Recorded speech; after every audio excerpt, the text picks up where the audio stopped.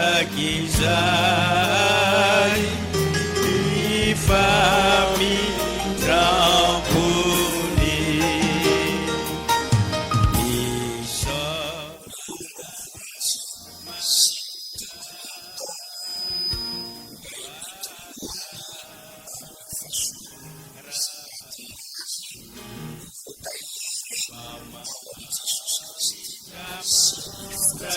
isa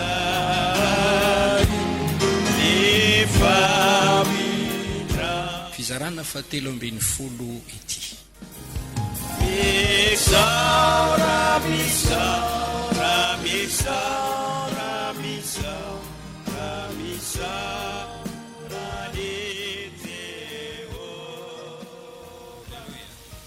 salama to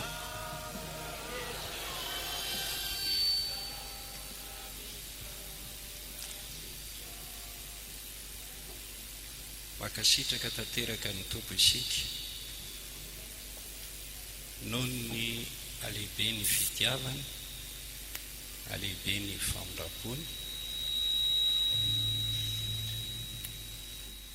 izay nasehony antsika tsiraray avy. Tantaniny isika tamin'iny taona 2024 iny tafita somatsara aty amin'ny taona 2024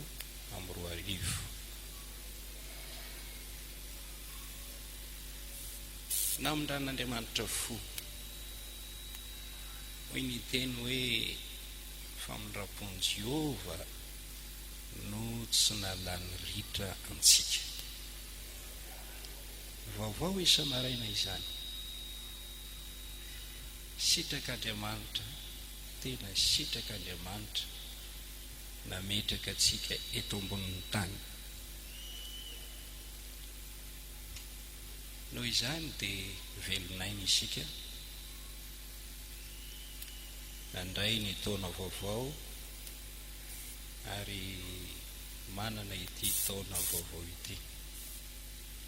Efa teto moa tsika tamin'ny faran'ny taona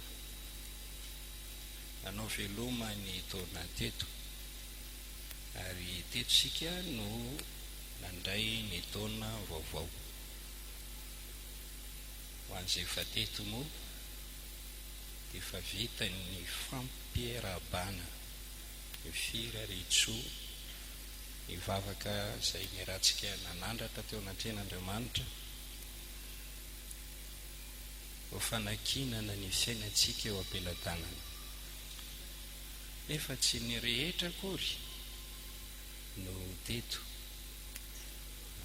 mety nisy antony tsy nateto anao izay tsy nahafanao nanoatra. Everiko fa mety raha mamerina fiarabana ny eo akaikinao noho ny didi-pitiavana. Miarabany rahavavonao, miarabany rahalanao, arabaina tratry ny taona ataontsika eo am-pitsanganana.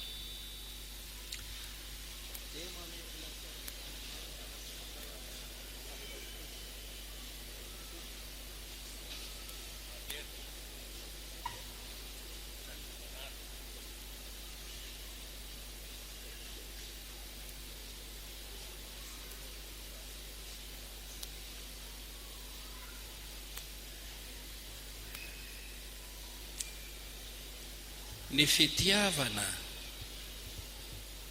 dia aseho amin'ny teny ihany koa, amin'ny firaretsoa. Aoka irarisoa ny rahalahy, irarisoa ny anabavy, ho tahiny tompo.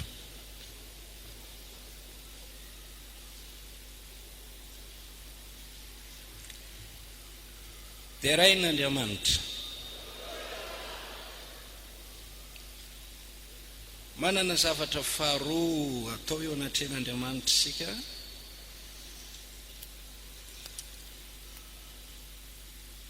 aka fotoana isika anolorana fisaorana ny tompo. no izay nataony ho antsika, no namindra ny fo tamintsika, no nanomezany atsika ity taona vaovao ity.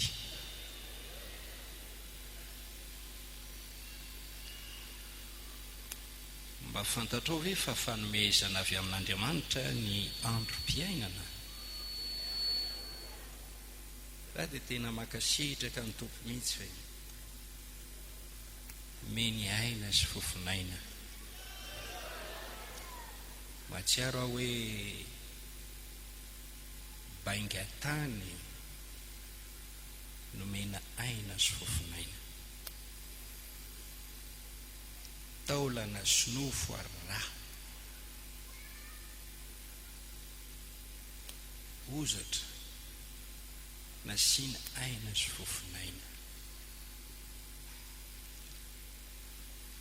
Omeny ny masoandro, omeny ny rivotra, ary nomeny ny fo mitepo tsy manam-pitsarana ao anatin'ny vatako. Mahagaga izany. Ny maso mbola mitsahatra rehefa matorintsika dia mikipy ny maso. Ny sofina mitsahatra rehefa tsy miaino izanizy ianao. Ny vava mitsahatra rehefa tsy miteny ianao. Ny saina koa mitsahatra, ny vatana koa mitsahatra rehefa matory ianao na tsy manao asa mandara. Fa ny fo tsy mba mitsahatra, miasa, mitepo, hatrany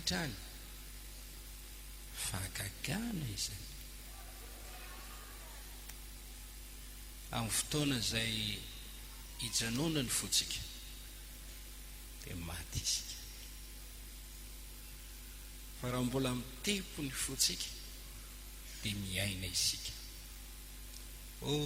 Asa mahagaga taon'Andriamanitra, izay tokony isaoranao ny tompo ny amin'io fo mitepo miaina io. Ary hoy ny mpaminany hoe fanahy Jehova no mamelonahy. Fanan'Andriamanitra anie no mamelona antsika, matoantsika velonaina toy izao. Izy no hetsera, izy no havelomana.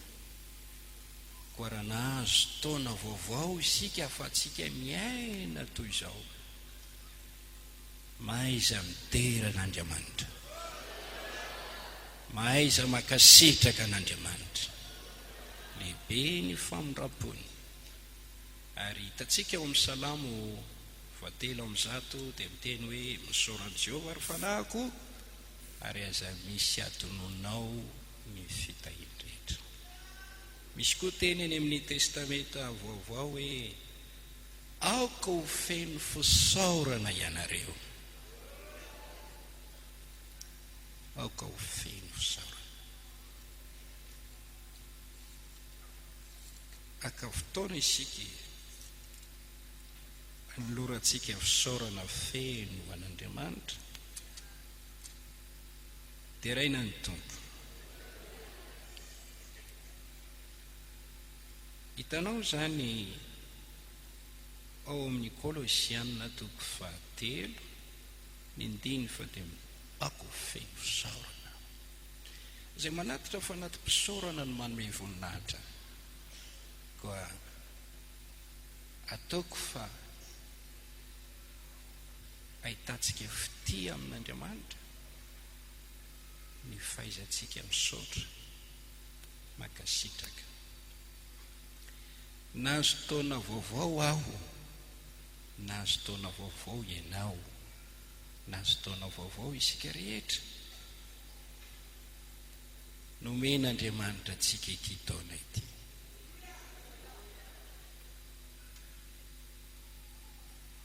Nomeny atao inona moa?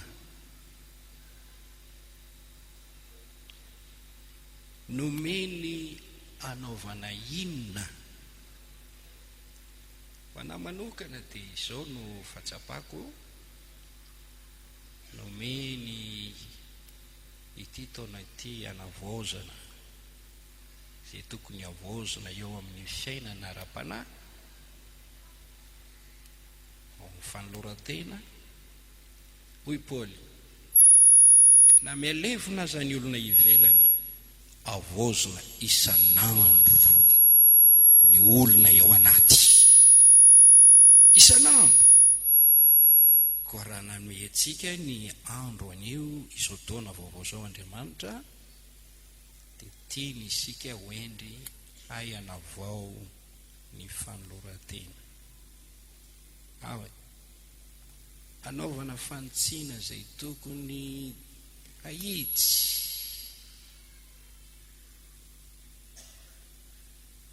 Mba handrosoantsika any amin'ny fahatanterahana, miara-miaiky ny rehetra hoe tsy tanteraka, misy ny lesoka, izy moa no afaka hiteny hoe tanteraka. Miezaka ao amin'ny fahatanterahana, marina aoka iamarina, masina aoka iamasina, aoka androso ao amin'ny fahatanterahana izy. Nomeny antsika koa ity taona ity. Mahafantatra ny fisainako rehetra Andriamanitra, mahalala tsara ny faniriako rehetra izy, mahalala tsara ny fikasako, ireo fikasana tsara ao anaty. Nomeny fotoana mba hafahana manatanteraka n'izany fikasana izany. Izy tsy vita tamin'ny taona lasa rehetra, dia nomeny fotoana napetrany eto ambonin'ny tany mba hanatanterana ireo voninahitry ny anarany. Ary tokony hanana fikasana tsara ny ianao vinavina tsara, targetra tsara, dia tokony mapetraka ao ety fentohan'ny taona izany. Raha azonao atao dia sorato mihitsy, dia boray ao anatin'Andriamanitra. Nomena Andriamanitra antsika koa ity, afatsika manao reo asa tian'Andriamanitra ho ataontsika nefa tsy mbola vita. Dia be ny zavatra tian'Andriamanitra ho ataonao manana mission na iraka zavatra andrasana ho ataonao Andriamanitra. Misy teny hoe ny tompo tsy mahela ny teny fikasany, arak'izay ataony sasany ho fahelany.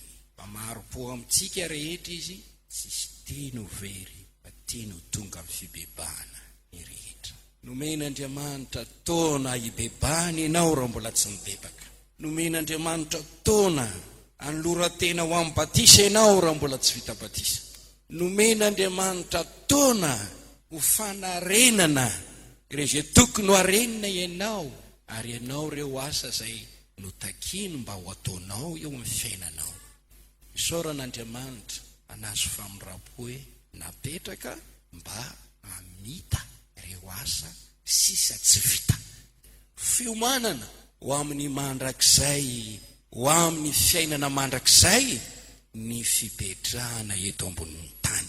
Koa makasitraka ny tompo, ianao izay nandinika hoe raha tamin'ny taondasa Jesosy ny tonga, indrisy tsy fantatro izay nisy tamin'ny fiainako, nanan'olona trosa mbola tsy voalohako aho, misy alahelon'olona amiko, izako manana alahelo amin'ny olona izay mbola tsy voadio mihitsy ny foko. Andriamanitra mindra fo, nomeny ianao ny taona vaovao mba na andaminanao sy anamboaranao zany rehetra izany. Noho izany dia hivavaka isika, voalohany hisaotra ny tompo, namelomany antsika nomeny an'ity taona vaovao ity. Faharoa, hivavaka isika ary teny amin'ny tompo hoe Jesosy, ho ahitsiko ty, ho avoziko ty, ho ataoko ty, ho voninahitra aho, mehoery aho anatanterahana izany. Dia raina ny tompo, ary akinao amin'Andriamanitra ny fiainanao, raha makivaky ny andro, ny volana, ny ora, ny minitra, ny segondra amin'ity taona ity. Movenao matsiaro fa novy sy taolana ary raha izay mety maratra ary mety ho tafotoana mafy, tena malemy aho ary malemy ianao.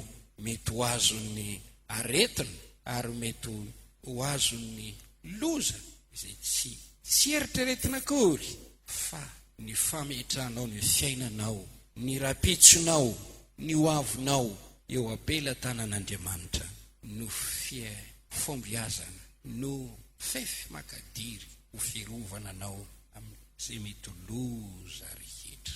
Andriamanitra no raitsika, izy no mpiandry atsika, fa tsy misy azy isika tsy mahay manao na inona na inona. Jesosy no fiainana.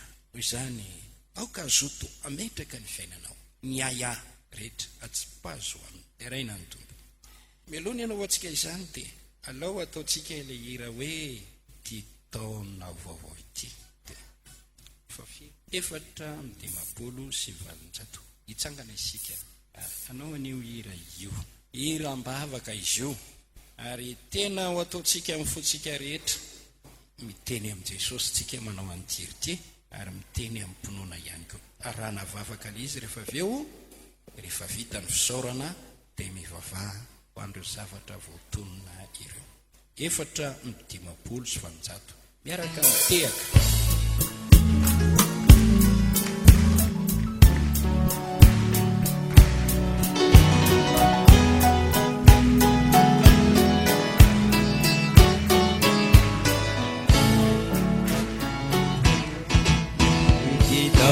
Vaovao ity ane Jesosy tiao, vao mahita ampandroso sy ampiorina amin'inonana, ka tsy hokivinao mora ketraka asarotsany ianao mampaherisana avelokira hoe aleluya, hoanao ry mpanjakako, mahery ny tananao mombay, ka tena ndresy hatrany tsy hoadino soa maro reo valebavakaso, ka maika mafisiko anio indra numpana mandraonana mibalikanya rizao zimana, mialokeo ambany elatrao no mahasambatra, fantatro fa tsy hoela deo avyana eny amiraona, apakatireulo masinao hoany andaritsa, avelokira hoe aleluya, hoanao ry mpanjaka, mahery ny tananao mombay, ka tena ndresy hatrany tsy hoadino soa maro reo valebavakazoko, ka maikama siko anio indra anompanahua, tsy hoadinoko reo soa maro reo valebavakazoko, ka maikama fisiko anio indra anompanahua, kama fisiko anio indra anompanahua, kama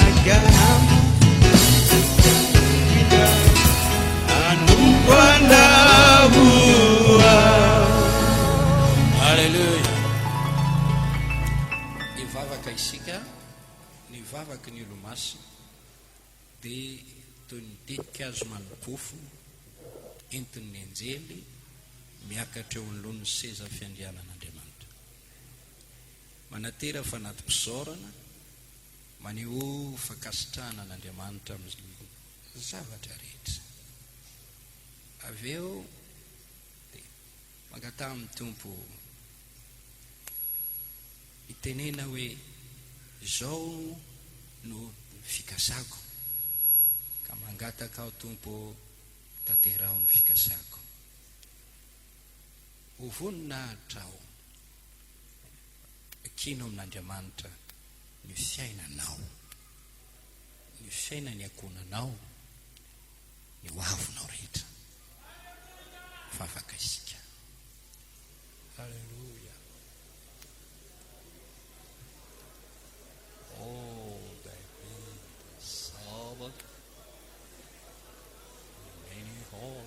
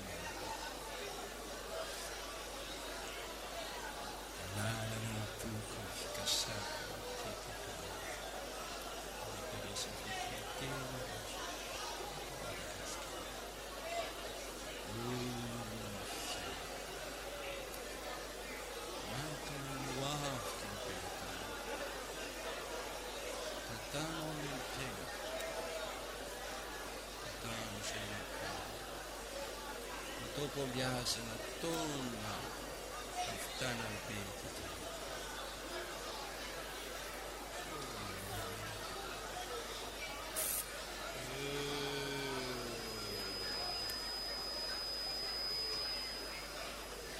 Faharoa amby telopolo misoran'Andriamanitra.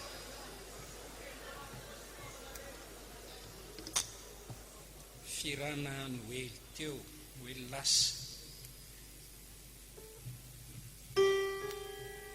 Misora.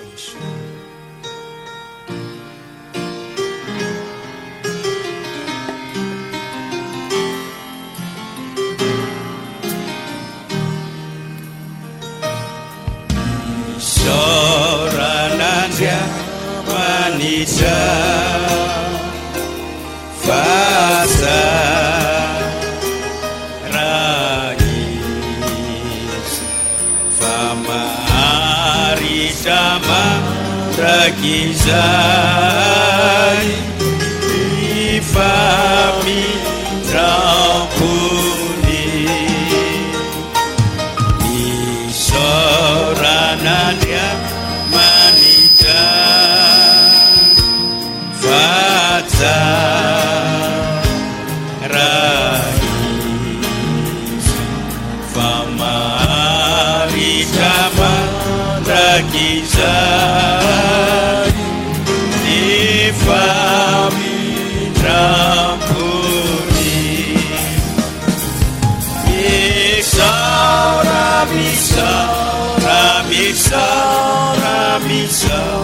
Ramisa radite ova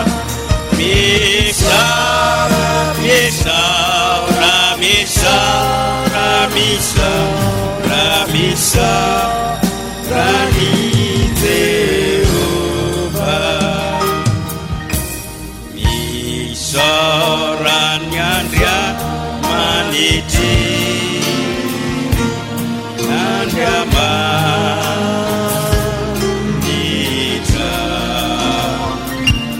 Fanumeni wanti Yate sosi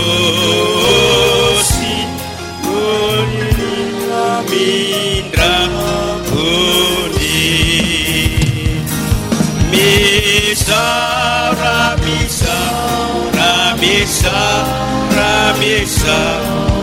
Misa radite ova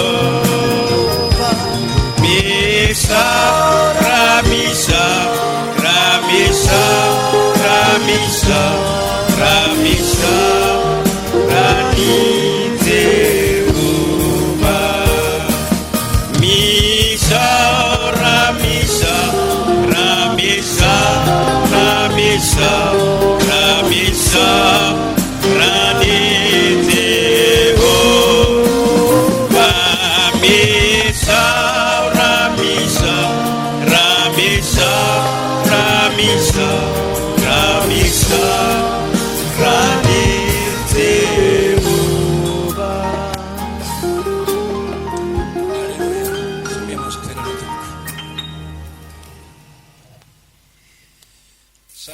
faharoa amin'ny telopolo andininy fahavalo, Isaia toko fahavalo amby efapolo ny andininy fafito ambin'ny folo.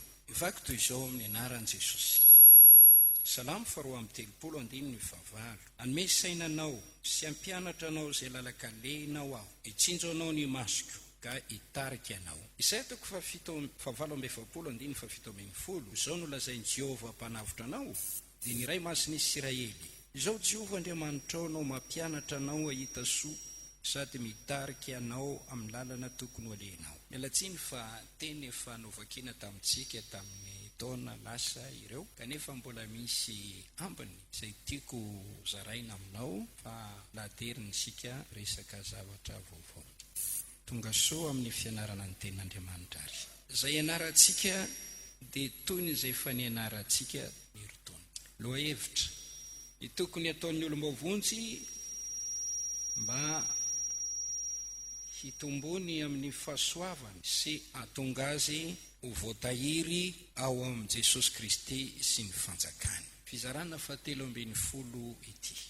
Raha misy olombavonjy tsy mitombo amin'ny fahasoavana ary tsy voatahiry, dia miankina amin'ny safidiny. Efa natoro ny lalana tokony ho aleha ary feno ny torohevitra. Maonena ny mahita hoe olona efa nanandrana ny teny tsara n'Andriamanitra sy ny herin'ny fiainana ho avy na atsapa famonjena ary tena voavonjy tokoa, efa nijoro vavolombelona andray fanasan'ny tompo niaraka tamin'ny fiangonana, kanefa taty aoriana dia namery zany tompontsoa zany. Engeny mba tsisy amin'ny olombavonjy hihemotra na hiangatsepo na hiverin-dalana izany. Fa ny rehetra dia androso hitombo amin'ny fahasoavana ho voatahiry ao amin'i Jesosy avokoa. Raha mametraka fanontaniana isika hoe inona ny tokony ataon'ny olombavonjy mba hitombony amin'ny fahasoavana izay tonga azy ho voatahiry ao amin'i Jesosy Kristy sy ny fanjakany, dia efa nisy fizarana maromaro no resana teto. Androany maraina dia faly resaka aminareo zava-dehibe anankiray izay manan-danja. Ny olombavonjy te hitombo amin'ny fahasoavana, te ho voatahiry ao amin'i Jesosy Kristy, dia tokony hanao zava-dehibe ny fanompona an'Andriamanitra eo amin'ny fiainany. Manao zava-dehibe hoe eny tompoko, atao zava-dehibe eo amin'ny fiainanao ny fanompona an'Andriamanitra. Meo lanja eo amin'ny fiainanao ny fanompona an'Andriamanitra. Ataovy laharanao voalohany amin'ny zavatra rehetra ataonao ny fanompona an'Andriamanitra. Raha manao izany ianao dia hitombo amin'ny fahasoavana ary ho tehirizin'Andriamanitra ao amin'i Jesosy hatramin'ny farany ianao. Mba handraisantsika fahazavan'ny fahamarinana amin'ity fizarana fa 17 dia misy teboka 3 resako amintsika. Voalohany, ny olombavonjy sy ny fanompona an'Andriamanitra. Tsy misy maha-olombavonjy ny olombavonjy raha tsy manompo an'Andriamanitra izy. Fony mbola tsy voavonjy isika dia nanompo ny tenantsika, nanompo ny ota, nanompo devoly, nanompo sampy, nanompo zavatra hafa ivelan'Andriamanitra. Fa rehefa novonjena kosa isika dia tonga mpanompon'Andriamanitra. Amen izany. Iresaka amintsika hoe ny olombavonjy sy ny fanompona an'Andriamanitra. Ny olombavonjy dia nafahana tamin'ny ota mba hanompo an'Andriamanitra. Zao no voasoratra amin'ny Romanina toko 9 andininy 2:20. Romanina toko 9 ny andininy 2:20 dia milaza izao teny izao: rehefa natao afaka tamin'ny ota ianareo dia tonga mpanompon'Andriamanitra. Andininy 2:20. Fakehitriny rehefa natao afaka tamin'ny ota ianareo ka efa tonga mpanompon'Andriamanitra. Niza olona no ahafahan'i Jesosy tamin'ny ota dia tonga mpanompon'Andriamanitra.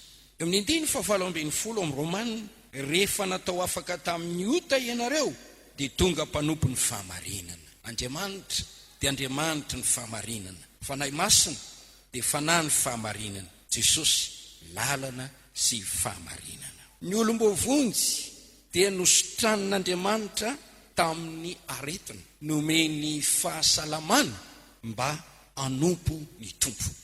Dia raha Andriamanitra ny amin'izany.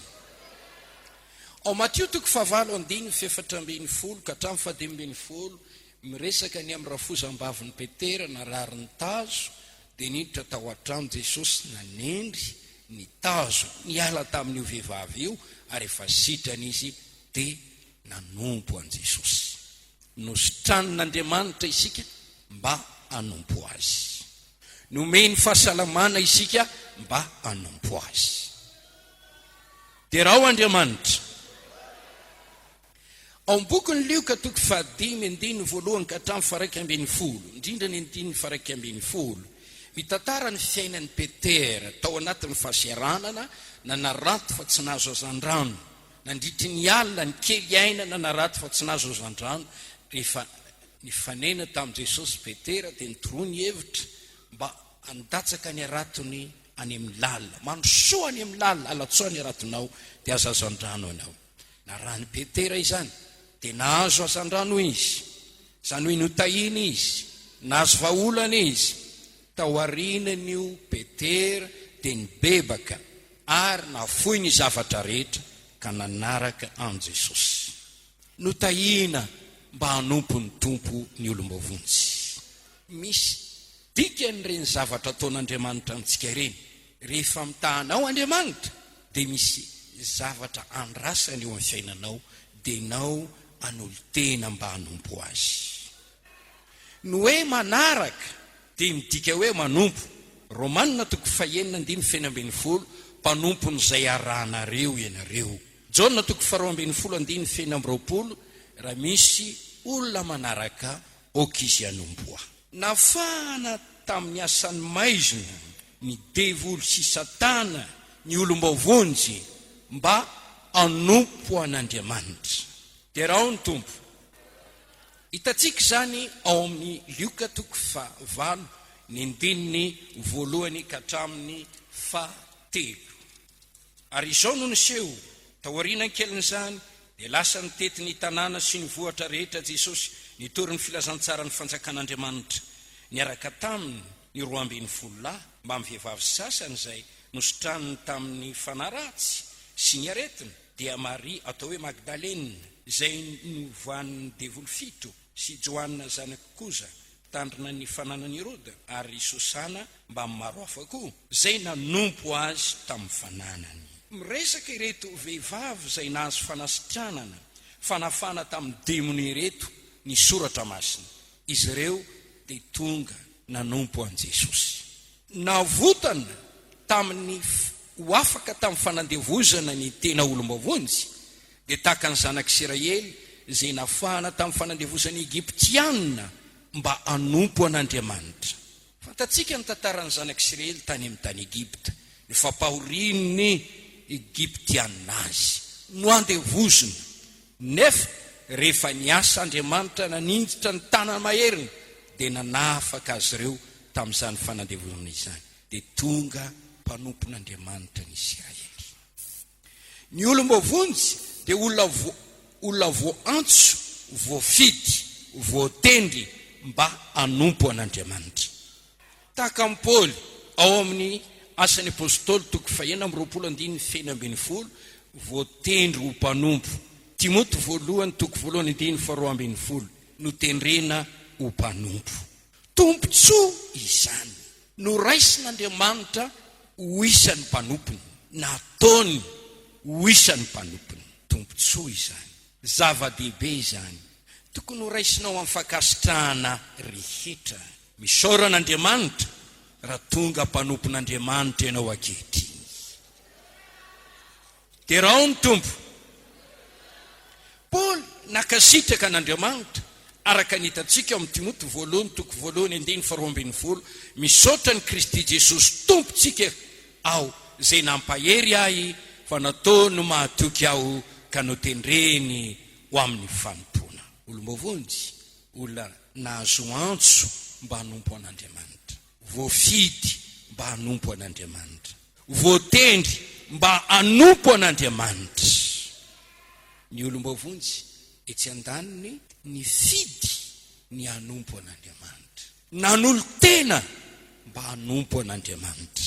Kortianina 2:15 fa ny tenany no natolony ho an'ny tompo. Le hoe manolo tena ho an'Andriamanitra ne de toy ny miteny hoe inty aho manolo tena hanompo anao. Ao amin'ny Joshua 4:20 de misy teny nataon'ny Joshua tamin'ny Israely, ary teo no nanehoan'ny Israely ny safidiny, ny fanapa-keviny hanompo an'Andriamanitra. Joshua 4:20 de toy izatsika: ko ankehitriny matahoran'i Jehova ka manompo azy amin'ny fahitsiana sy ny famarinana, ary eriho ny Andriamanitra zay nitompoendrazanareo tany andafiniony sy tany Ezipta ka manompo an'i Jehova. Nefa raha tsy sitrakareo ny hanompo an'i Jehova, de fidinareo anio ary zay ho tompoinareo, n'Andriamanitra zay nitompoendrazanareo tany andafiniony, na ny Andriamanitra ny Amorita zay ponina teto amin'ny tany honenanareo, fa raha izaho sy ny akonako kosa de hanompo an'i Jehova izahay.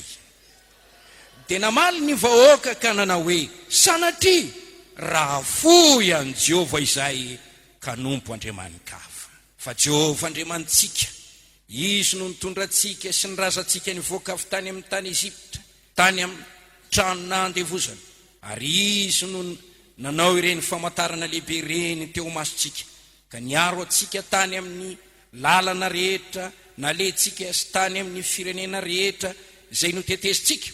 Ary Jehova nandroaka ny firenena rehetra teo an'lohantsika, te ny Amorita zay nonona teto amin'ny tany, koa izay koa de mba hanompo an'i Jehova, izy no Andriamanitsika. Aroy Joshua tamin'ny vahoaka: tsy mahay manompo an'i Jehova ianareo, fa Andriamanitra masina izy, Andriamanitra sari-piaro izy, ka tsy amela ny fahadisoanareo sy ny fotanareo raha mavoy an'i Jehova ianareo ka manompo andriamanikafa, de iverina izy ka hampahory ianareo sy afongana anareo rehefa nasiny soa. Hoy ny vahoaka tamin'i Joshua: tsia, fa Jehova no tomponay. 9:30 Ary nanompo an'i Jehova ny Israely tamin'ny andro rehetra ny ainan'i Joshua sy tamin'ny andro rehetra ny ainan'ny olona zay velona taorian'i Joshua, ka nalala ny asa rehetra zay nataon'i Jehova ho an'ny Israely. Safidy ny fanompona an'Andriamanitra, na eo aza ny antso, na eo aza ny fifidianana, de tsy maintsy ny safidy isika, na naiky isika. Marina izany, safidiko no nandray an'i Jesosy ho tompoko sy mpamonjy ny tenako manokana. Nanolo tena aho ho azy ary nomeko azy ny fiainako. Safidy na rahana fanapa-kevitra tena matotra, ary tamin'ny alalan'izany safidy zany no nanaovana fanekena fa afoy ny ota rehetra, afoy ny asan'ny devoly, afoy izao tontolo zao, mba amin'ny zavatra rehetra tsy mifanaraka amin'ny sitrapon'Andriamanitra, fa andeha hanompo ny tompo hiara-mandeha amin'ny andro rehetra iainana. Ny olombavonjy dia olona efa ny safidy ny hanompo an'Andriamanitra. Marina izany, efa nanao fanekena fa hanompo an'Andriamanitra. Zany no mahatonga an'i Paoly miteny any amin'ny Timoty 2:9-20 midiny atsara ny finoana, azomy ny fiainana mandrakizay. Ho amin'izany ny etsonanao sy nanaovanao fanekena teo maso ny vavolombelona maro. Tsy misy mihitsy anie olona niraisina tamin'ny batisa raha tsy efa nanao fanekena hoe anaraka an'i Jesosy amin'ny andro fiainana. Tsy misy mihitsy olona niraisina ho mpandray fanasan'ny tompo amin'ny tony fiangonantsika tony raha tsy efa olona ny teny ny lokaloka hoe izaho anaraka amin'i Jesosy amin'ny andro mpiainako rehetra. Tsy nisy, fa iza moa nanery hoe iza nanorevitra anao mba hanolo tena ho amin'ny batisa. Tenin'Andriamanitra, marina izany. Finoanao ny tenin'Andriamanitra, marina izany.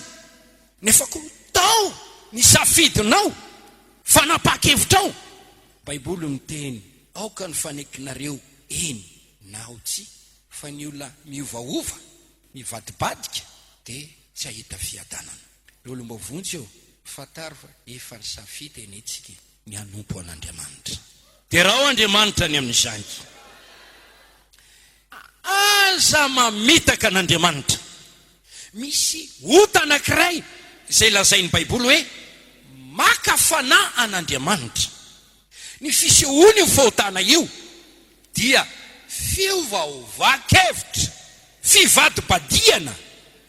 Hoany aho manaiky fa anompony tompo, androany aho manaiky fa ekeko sy tariny aho, androany aho manaiky fa vonona hitondra ny azo fijaliana aho. Ny farapitso indray dia hoe ohatrany tsy mety ny amin'izay aloha ohatrany tsy mety dia nivadika indray aho. Tsy afaka manao teny sotaterana amin'Andriamanitra ianao. Inona moa ny atao hoe mivadika amin'ny fitokisana? Raha misy olona nandaiky fa anao an'izao sy zao, avy eo izy manatsoaka indray ny teniny. Ny olombavony olona efa nisafidy ny anompo an'Andriamanitra. Za aloha dia izay efa nisafidy any anompo an'Andriamanitra. Isirantsika hoe efa ny olobava aho ka tsy hovako intsony. Ny olombavonjy dia nalain'Andriamanitra ho azy mba hanompo azy. Salamo 4:7 navan'i Jehova ho azy ny olona araka an'Andriamanitra. Petera 2:2-7 olona nalain'Andriamanitra ho an'ny tenany. Taranaka voafity firenena masina, tsy namindrana fo taloha fa namindrana fo ankehitriny. Fanambarana 1:1 natao mpisorony. Fanambarana 5:10 nataon'Andriamanitra ho mpisorony. Milaza izany fa natao mpisorona isika, natao ho mpanompon'Andriamanitra ianao. Fa na manompo tahaka ny anjely ny olombavonjy, olona nomena asa fanompona. Tsy hoe voavonjy dia tsy hanompo. Dia miverina kely aho, nafana tamin'ny ota mba hanompo, nosotranina tamin'ny aretina mba hanompo, notahiana mba hanompo, nomena valim-bavaka mba hanompo, nantsoina, nofidiana, notendrena mba hanompo. Jesosy, antson'Andriamanitra amiko izao. Antson'Andriamanitra marina tokoa, fa natsoina ianao mba hanompo, nifidy Andriamanitra, nofidiana ianao mba hanompo, notendrena sy nalahatra mba hanompo. Tokony ianao zava-dehibe ny fanompona an'Andriamanitra ny olombavonjy. Hebreo 1:4 ny anjely dia fanahy manompo. Kortianina 2:2-7 enareo no tenan'ny Kristy. Ary eo amin'ny tenan'ny Kristy dia misy rantsana maro, ary dia misy asa fanompona ireo organa rehetra na rantsambatana rehetra eo amin'ny tena. Efesianina 4:5-10 fifanompony ny isan-taonany. I Judas ilay anankiray tamin'ny mpianatra namatonga dia nahazo anjara tamin'ny asa fanompona. Feny ny tiako ambara aminao, ataovy zava-dehibe ny fanompona an'Andriamanitra. Eo amin'ny olombavonjy ianao, ataovy zava-dehibe ny fanompona an'Andriamanitra. Aleluia. Raha tapa-kevitra anao izany ianao, dia izao ny tokony ataonao: tiavo Andriamanitra ary topo izy. Oka ho tianao ny manompo azy, manana fahasotoana amin'ny fanompona azy. Oka ahery ianao eo amin'ny fanompona azy, manana fomafana amin'ny fanompona azy, miazà ka mikeleza aina amin'ny fanompona azy. Tokony hevitra ny fanompona an'Andriamanitra ho voninahitra ho anao ianao. Voninahitra ho amihitsy ny nandraisan'Andriamanitra ho isan'ny mpanompony. Ny devoly anie i Losifera sy ireo namany dia nanompo an'Andriamanitra teo aloha, fa tsy nanao zava-dehibe n'ilay fanompona dia norohan'Andriamanitra. Alefany eny amin'ny ilo, eny amin'ny abakabaka, renireny ety ambonin'ny tany. Very tombontsoa Satana, tsy manana anjara fanompona ao amin'ny fanjakan'Andriamanitra. Koa raha izao izay olona tsy mendrika teo aloha, namindrana fo, no fidiana sy nantsoina no tendrena mba anana anjara ao amin'ny fanomponan'Andriamanitra na atao ho isan'ny mpanompony. Tena raisiko ho tombontsoa be izany, raisiko ho voninahitra izany. Faly aho raha miteny Andriamanitra hoe mpanompoko ianao, mpanompoko ianao, mpanompon'Andriamanitra. Fa iza moa Andriamanitra? Ilay nahary izao tontolo izao, ilay atao hoe mpanjaka ny mpanjaka, miteny hoe mpanompoko ianao, mpanompo nylay mpahary, mpanompo nylay mpanjaka ny mpanjaka. Fa iza moa Andriamanitra? Tsy izy ve le atao hoe ray, mpanompo ny ray zay any an-tanitra? Zava-dehibe loatra zany, zava-dehibe loatra zany. Tiako mihitsy ianao hevitra hoe sambatra aho fa voatendrin'Andriamanitra nompo azy, no fidiny anompo azy, no tahiny anompo azy. Tonga mpanompo ny tahaka izao aho dia raha Andriamanitra any amin'izay. Jesosy tompony tompo, Jesosy mpamonjy, Jesosy tompony famonjenantsika, no tendreny, no fidiny mba ho mpanompony, mba fire amintsika eo amin'ny olombavonjy no manana fombitaka ny amin'izany fifidianana, voninahitra, fisandratana nomen'Andriamanitra izany. So hoe hoe DG fotsiny Jesosy. Ireny ny mpanompony DG, mpiasan'ny DG, ireny ny olona, ireny ny vahoakany, ireny no mpanompony ranony, ireny ny olony ranony, ireny ny olony ranony, président ranony. Hitanao ireny olona ireny fa tena ohatra ny tena tsomby azy mihitsy ny fony. Ary efa hitany olona mba miseho eny izy, enao ane tsy mpanompony olona mety maty, tsy mpanompony olona manandaza mety maty, zay olona voafetra, fa enao mpanompon'ilay Andriamanitra, ny Andriamanitra. Raha fantatrao zany, atao zava-dehibe ity fanomponan'Andriamanitra ity. Atao zava-dehibe ity fanomponan'Andriamanitra ity. Meolanja ity fanomponan'Andriamanitra ity. Alleluia. Zay no teboka voalohany fa hiditra tsika. Andriamanitra dia nanome didy sy fitsipika ny olombavonjy mpanompony. Nomen'Andriamanitra azy izany didy sy fitsipika izany mba tsy hananany tsiny eo amin'ny fanompona azy. Andetsika eritreritra kely hoe olona manahoana moa zany olona manompo an'Andriamanitra zany, manahoana zany mpanompon'Andriamanitra zany? Ijeritsika ao amin'ny Salamo 3:1-2.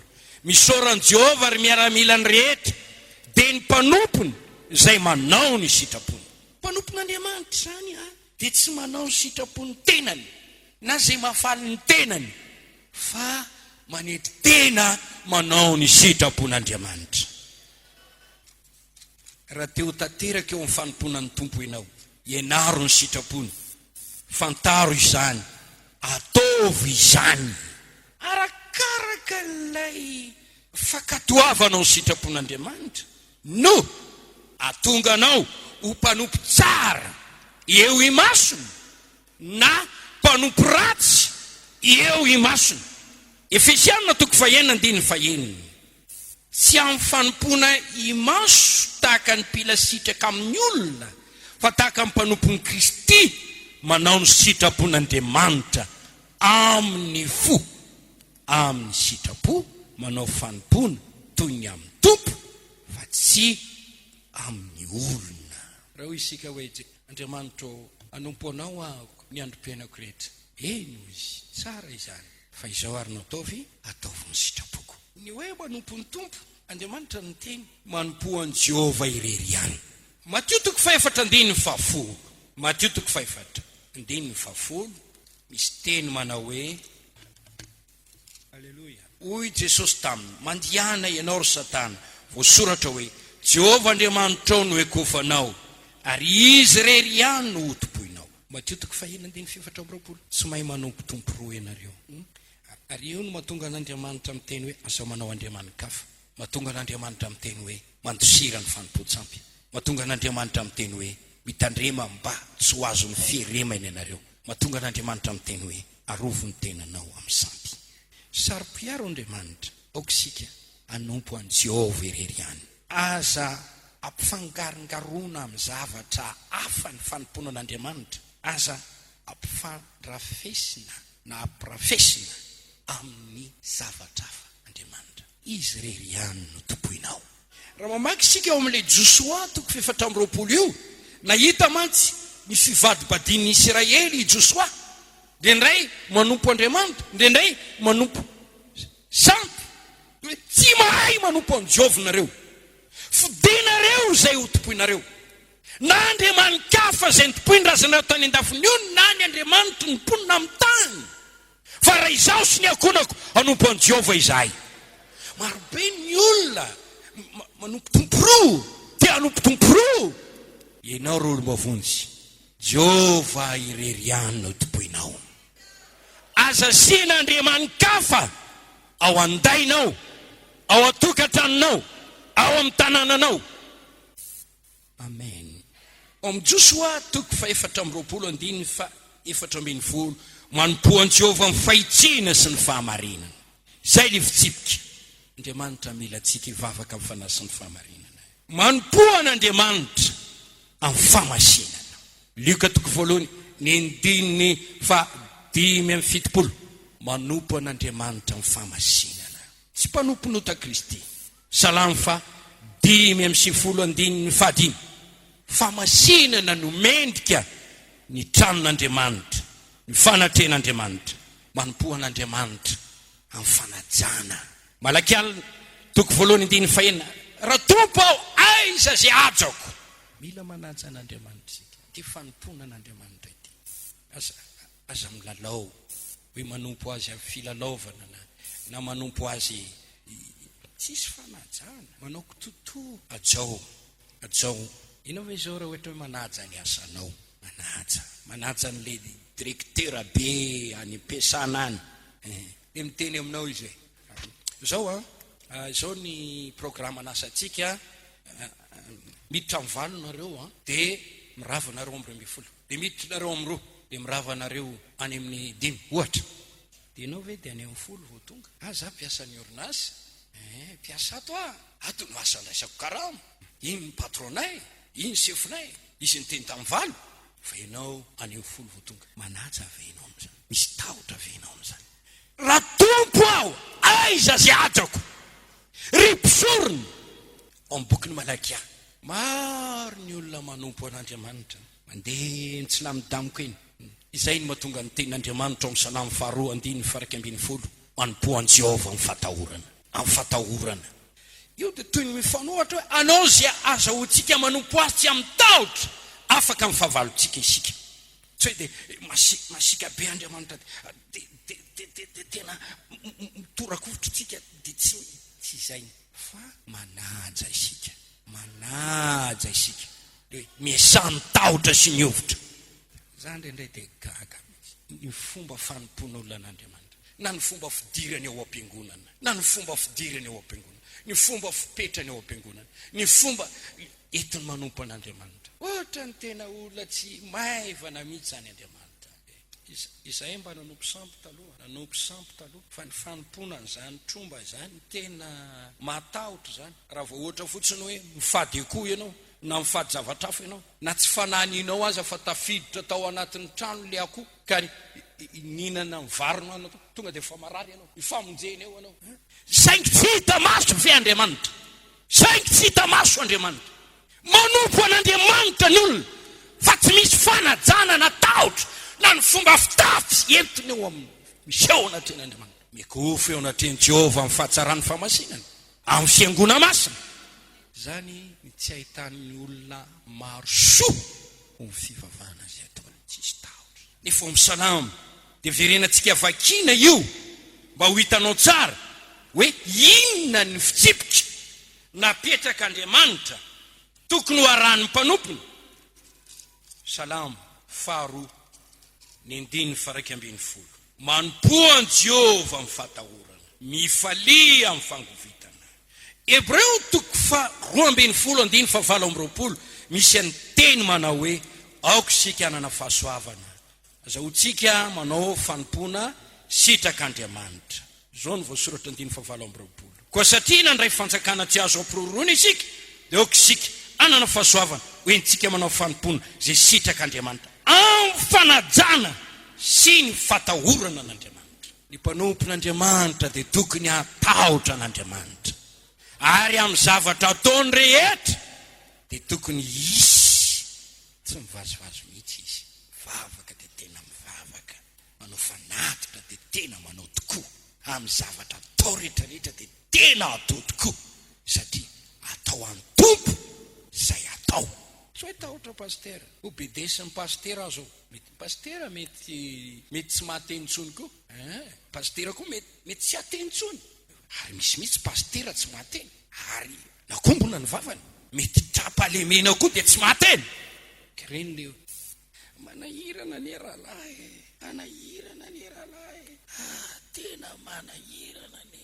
Ilaozan'olona eto antsika tsy aisy hanome fivelomana intsony. Teny pastera. Ny olona nefa manompo an'Andriamanitra tsy misy tahotra, tsy misy fanajan'Andriamanitra. Dia mamamity. Fa maninona moa ianao mitara ny miditra tem-piangonana? Inona ny antony mataranao aloha e? Nefa miditra ny ampiasana tsy tara, matahotra ny DG, matahotra ny chef. Satria ve manome karamanao io dia atahoranao lehibe kokoa ny tahotra n'io no ny tahotra n'Andriamanitra. Fa rehefa eo amin'ny fanompona n'Andriamanitra, misy zavatra tadiavin'Andriamanitra amintsika, misy zavatra ilain'Andriamanitra amintsika. Mofa itsika mba amin'ny sitrapo sy amin'ny fo falifaly. Tompo, mety amin'izay ilainao ahy. Tia tompo, vonina tompo, tia tompo. Mila eritreretina manaraka ilaintsika manompo azy amin'ny fitiavana. Kortiana voalohany toko feno ambin'ny folo andiny fa efatra zay rehetra ataonareo ataovy amin'ny fitiavana. Ataontsika ty fanompona ity, ataontsika amin'ny fitiavana. Mateo toko faharoa amby roapolo andiny fafito amin'ny tiavan'i Jehovah Andriamanitra ao, amin'ny sainao rehetra, amin'ny fonao rehetra, amin'ny sainao rehetra, amin'ny herinao rehetra, fananao rehetra. Lioka toko fahafolo andiny fafito amby roapolo. Tovy amin'izay ihany. Ataontsika amin'ny fanajana, amin'ny tahotra, ataontsika amin'ny famasinana, ataontsika koa amin'ny mpitiavana nefa. Salamo fa 112 manompo azy amin'ny fifaliana. Tsy tian'Andriamanitra mihitsy zany olona monimona, mampiseho. Zay ny mahatonga azy hoe raha mifadiananareo aza mampalahelo ny tavanareo, mampisotosoto mba ho hitan'ny olona rehetra fa asa manao an'izany. Manompo an'Andriamanitra amin'ny fifaliana. Paoly nanome fianarana mihitsy ny amin'io fanomponan'ny tompo amin'ny mpifaliana io. Dia ireo salamo fa 112 manompo an'i Jehovah amin'ny fifaliana.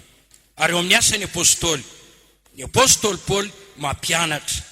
Ataoko tsy ho zavatra kory ny aiko hoy izy mba avita ny alehako dia ampifaliana. Vakitsika asany apôstôly toko faharoapolo andiny fahatelo amby roapolo fa efatra amby roapolo.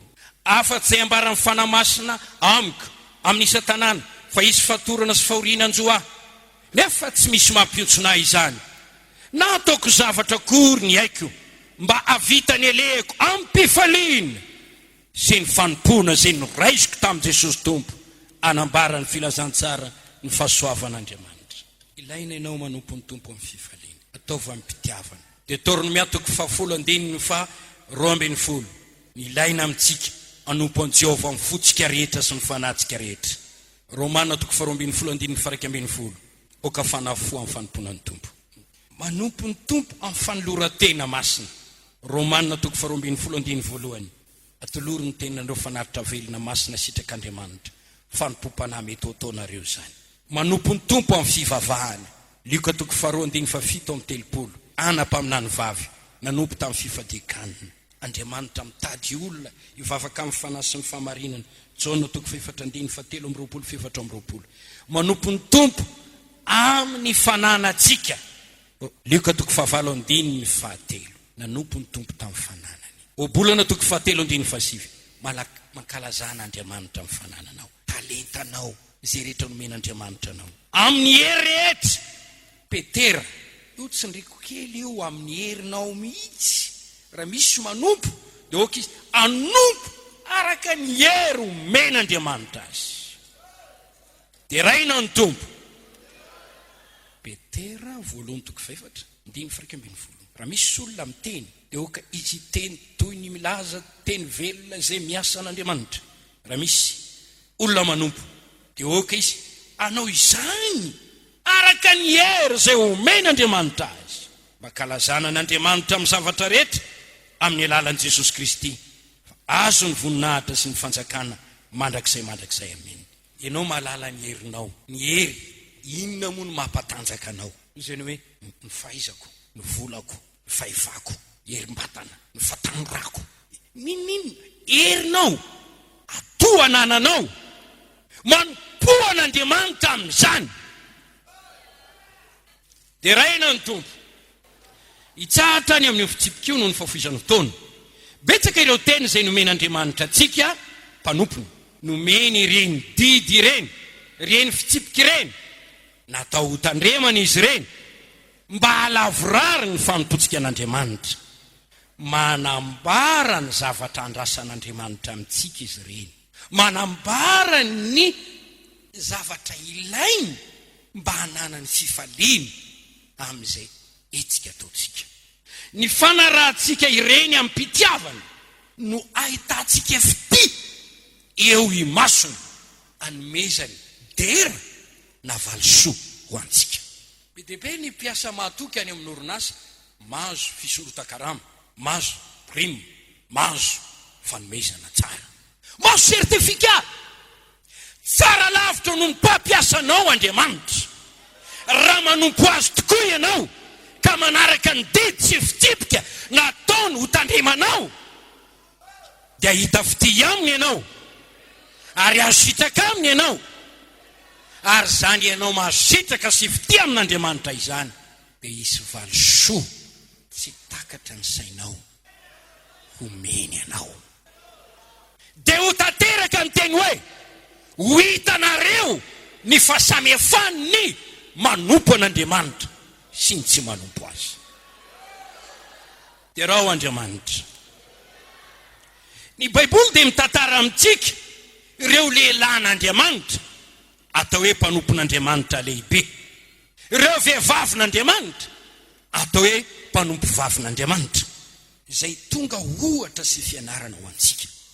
Miteny Mosesy mpanompon'i Jehova, i Abrahama mpanompon'i Jehova, Israely mpanompon'Andriamanitra, Davida mpanompoko, Josua mpanompoko, Daniela mpanompoko.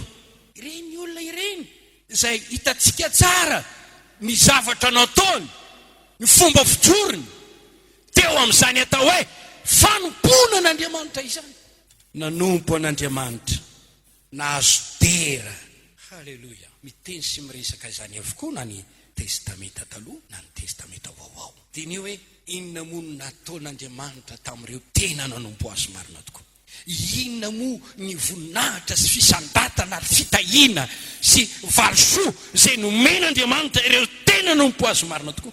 Hitantsika ao amin'ny Baiboly izany. Tsy misy fiangarana amin'Andriamanitra, tsy misy fizatavan'olona amin'Andriamanitra. Raha mandeha ianao ka manahaka ny anankiray amin'ireny, dia tahaka izay nataon'Andriamanitra tamin'ny anankiray amin'ireny no ataon'Andriamanitra aminao koa.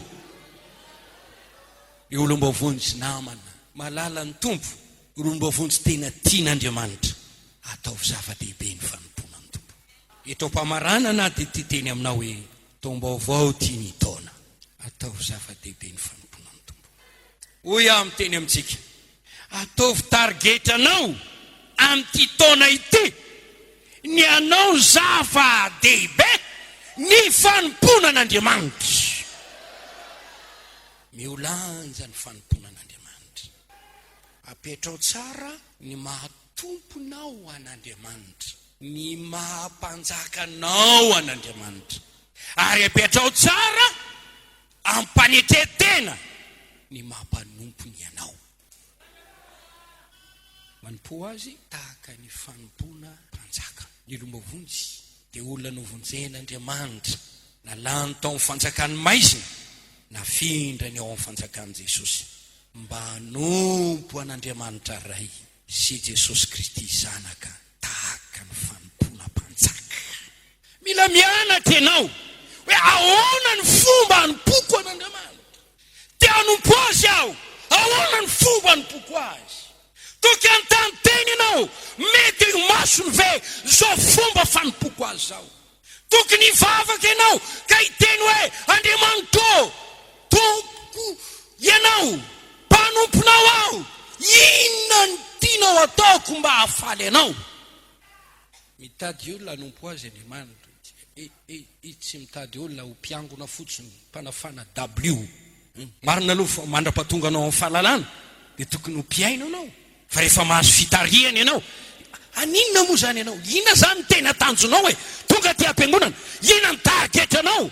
Anao inona ianao? Raha hoy ianao hoe tonga eto hanompo an'Andriamanitra, toboy ary izy, toboy amin'ny tokony hanompona azy izy.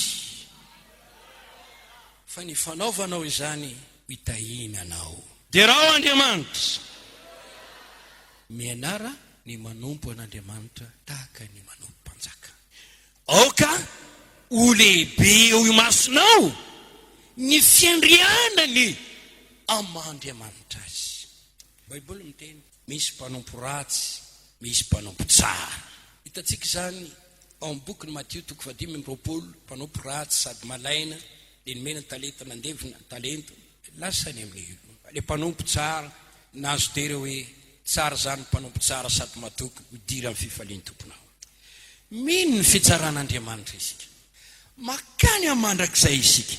Ho avy Jesosy, ampamoahana isika, sambatra ianao raha nisan'ireo vao afaka ao amin'ny kilasy hoe mpanompo tsara sady matoky, midira amin'ny fifalian'ny tomponao. Efa mieritreritra ny fitsaran'Andriamanitra aho, satria ho tsaraina araka ny teny lokon'ny vava, ho tsaraina araka ny tenin'Andriamanitra fantatra, ho tsaraina araka ny fanomezam-pahasoavana zay nomena, ho tsaraina arakaraka ny zavatra natao tamin'ny tenako sy ny ekeko natao tamin'ny tenako, ho tsaraina araka ny fikasan'ny foko sy ny zava-miafiko, ho tsaraina araka ny asako, asa nataoko ho an'Andriamanitra. Tsy ny olona ny tsara, tsy ny olona ny tsaranao, fa lay tompo ny tsaranao. Dia tena mieritreritra hoe ampio Andriamanitra, ampio aho anao zay tsara eo imasonao, mba ho naman'izay tenenina hoe tsara zany mpanompo tsara sady matoky. Eritreritra mandeha ihany aho, tsy fantatro anao. Raha mandinika aho be dia be ny kristiana manerana an'izao tontolo zao, amiliary samy manompo an'Andriamanitra daholo izy ireny. Sa mo inona moa ny tompontsoko dia manomena tompontsoa aho anana anjara amin'ny fanompona azy. Fa raha Andriamanitra manana olona be dia be manompo azy, ary tsy fantatro hoe raha misy laharana izy ty ka maro mpiara-miazakazaka amiko eo amin'ny asa fanompona ka ataony tombatombana evaluation, tombatombana momba ny fiainako sy ny fomba fiasako, tsy fantatro hoe firy noty azoko, larana fahafiry aho eo anatin'ny mpanompo namako. Samy mizatoetra ny asa dia teny aminao aho, atao zava-dehibe ny fanompona an'Andriamanitra, manana fisainana tanjona target ny mpanompo tsara. Azo tera amin'ny tompo amin'ny andro famalitso, dia azo valim-pity anao midira amin'ny fifalian'ny tomponao. Dia raha Andriamanitra ny amin'izany,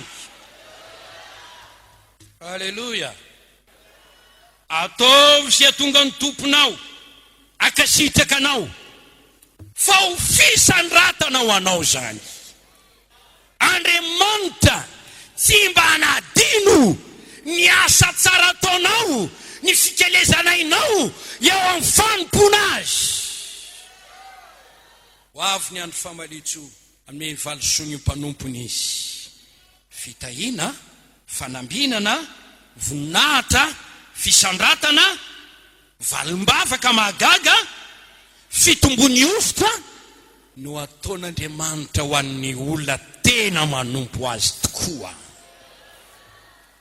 Betsaka ireo teny fikasana sarobidy natao an'ny mpanompon'Andriamanitra, hoy aho hoe reny rehetrarehetra reny dia maniporisika manetana anao manompo an'Andriamanitra amin'ny fo-rehetra, ny hery-rehetra, manaova zay tsara indrindra eo mason'ny tomponao.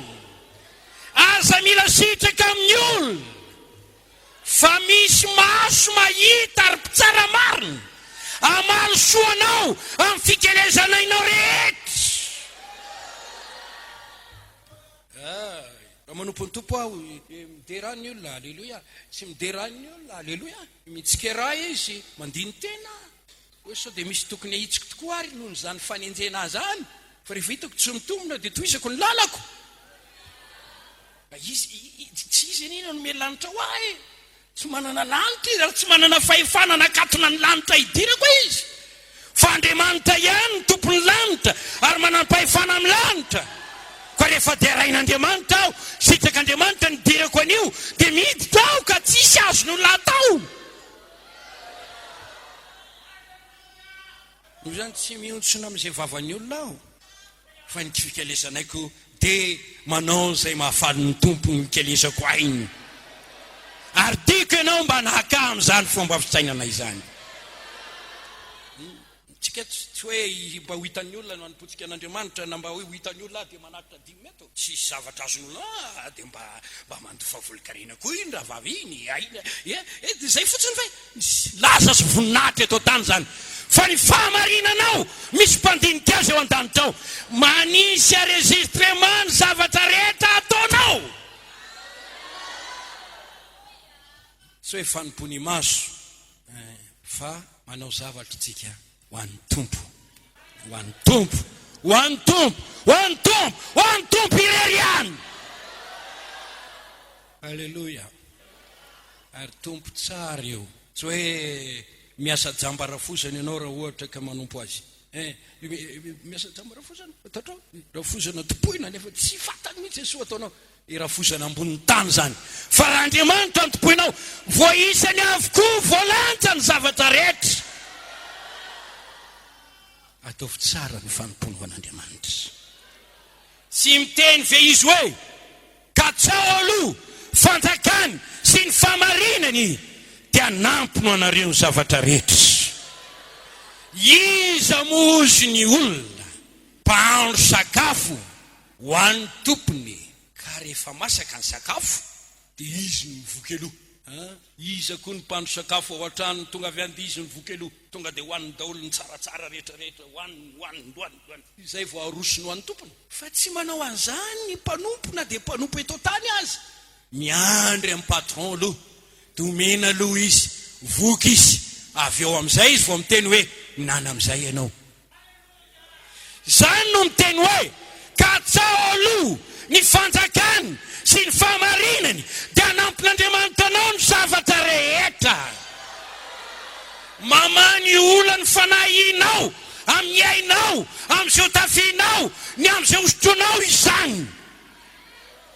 Lalana amin'Andriamanitra ny banga eo amin'ny fiainanao, manompolo azy, fa izy hiantanao raha ianao tahaka ny zanaka manompo ny ray. Ny fangorapon'Andriamanitra dia eo aminao, dia ho tahiny ianao, dia ho tanteraka ny teny hoe manompo an'i Jehovah Andriamanitra ao, dia ho tahina ny haninao sy ny ranonao ary esoriny aminao ny aretiny. Be dia be ny tenin'Andriamanitra manome fiadananao amin'ny mpanompony izy, mitany akonan'ny mpanompony izy. Nahitany Davida mpanompoko aho dia nanositra dililo azy aho ka nitanako aminy. Hitanao rehefa tena manompo an'Andriamanitra tokoa ianao, hosoran'Andriamanitra amin'ny hery ianao. Amin'ny andro farany no andatsahako ny fanahiko amin'ny fety, mpanompoko lahy, mpanompoko vavy, andatsahako ny fanahiko.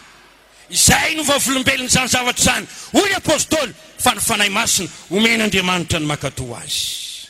Ny fedena rehetra voaforona amelezana anao tsisy ambininy, izany ny lovan'ny mpanompony Jehovah. Ho asandratra sy ho ambinina ny mpanompon'Andriamanitra. Inana izy, isotro izy, ivaly izy, omen'Andriamanitra valisoa. Hoy aho miteny aminao, ataovy loha laharana amin'ny fiainanao ny fanomponan'ny tompo. Tiako ataonao targeta amin'ity taona ity. Anavozanao indray ny fomba fanompona ao an'Andriamanitra. Anompo an'Andriamanitra tsaratsara kokoa aho. Ataoko mihitsy izay maharavoravo an'i Jesosy. atiako izy azo tiako izy tsikitsiky amin'ny pahitana ary iandraikitra tanteraka ny fiainako izy ary any miafisan-datana sy fanambinana noho ny fikelezako ay eo fanompona azy avozo ny fanomponao dia raha ho Andriamanitra alleluia antsony tompo ataontsika zay iray zay ivavaka isika 4:700 antsony tompo mitsangana isika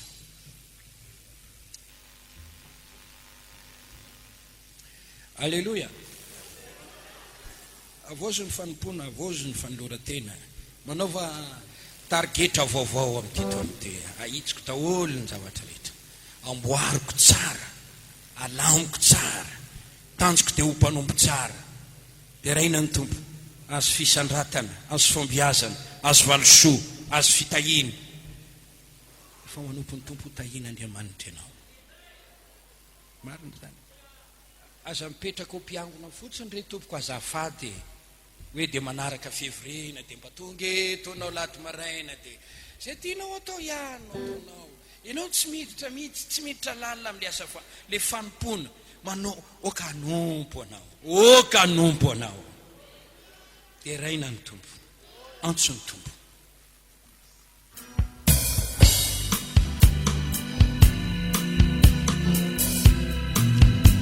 tehaka isika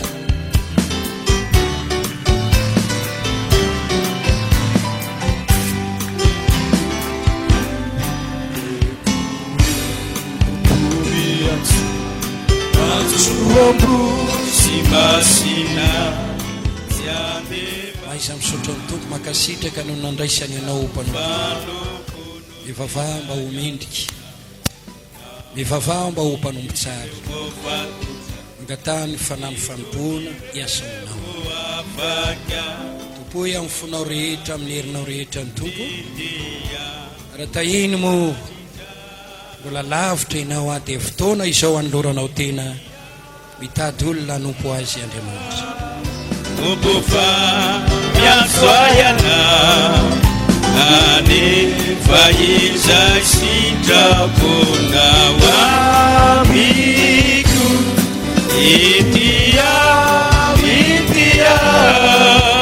tompo fa miasoayana aitsy anaro kampiasa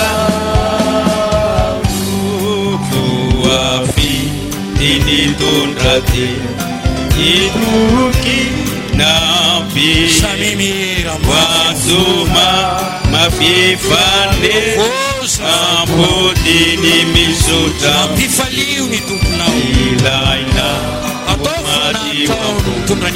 kofia nanasu kofia gunana Paparusu Alleluia Itia Tubufa Miaswayana Ane Faiza Sitapuna Wamiku Itia Tubufa Miaswayana Aiksi anaruku kampiasa Ufanaima yensvidyavana Ilai kubu ninaisa Itundra yanitite Anana kufai